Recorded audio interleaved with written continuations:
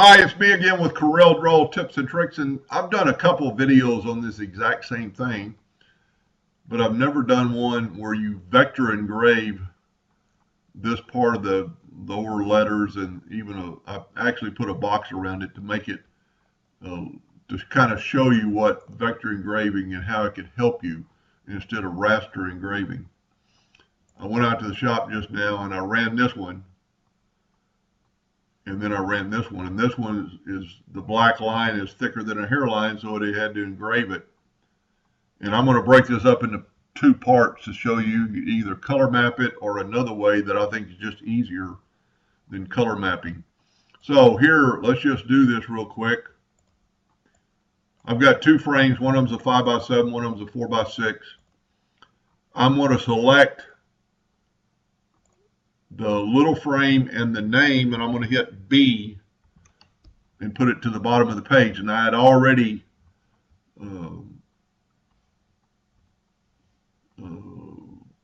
put it in the center of the page. Everything was in the center of the page. So now I'm going to just select the name, and I'm going to left click, right click, and I draw everything in hairline. So now all we have is hairlines. So it's equally proportioned. It's in the center. But we need to bring the letters down a little bit, and the best way to do that is put your nudge factor pretty little, just select your name and just nudge it down. And there you go. Now for the time being, we're going to take, and because we're working in the center of the page, but we're not going to do that. We're not going to move this away and then put it back in the center of the page, because later on, when we change this, it's going to change. So let's make our nudge factor now 8 inches. And let's just get the larger rectangle out of the way for a second. We're not going to do anything with that. Now, a lot of times, and what we also need to do is take this, go up to a range, and convert it to a curve.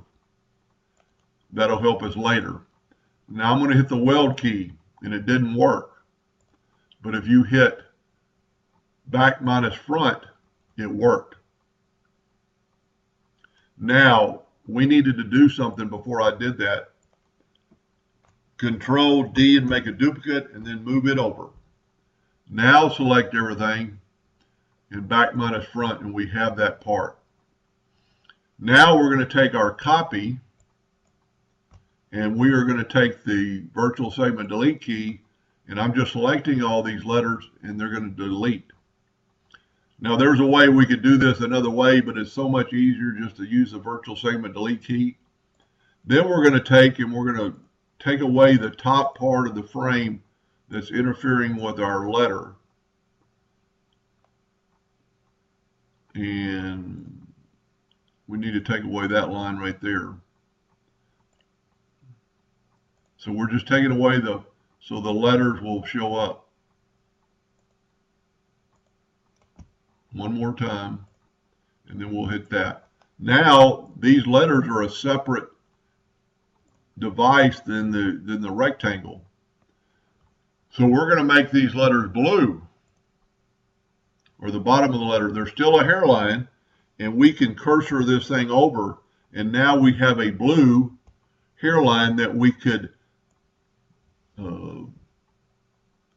color map this. Or there's another way. Now we can take our frame and just nudge it back over, and we are ready to go. Now I did on the other one, we can delete this now. I did on the other one put another box around it, and I'm going to make that box 4.5 by 6.5, and I'm going to make it blue, and I'm going to press P and put it in the center of the page. Now I have an outline around the page, around the frame, much like in the photograph, or just like in the photograph. Now, if you engrave this, it would take, let me look at my notes, it would take 16 minutes and 10 seconds to engrave it and cut this out. If you vector engrave it, it took 2 minutes and 5 seconds, 14 minutes less, and you cannot tell by this photograph that I did that. I vector engrave it at a lower or a higher speed so it did not cut all the way through, but it burned the letters.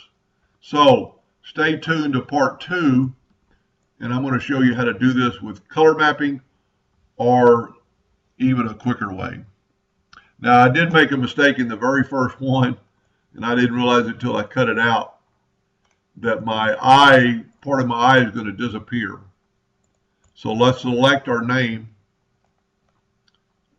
Well, it's welded together. Let's break curve apart, go up to a range. Let's convert it to a curve. Now go to range and break curve apart. And now we can just grab our name. And really, we only need this one letter.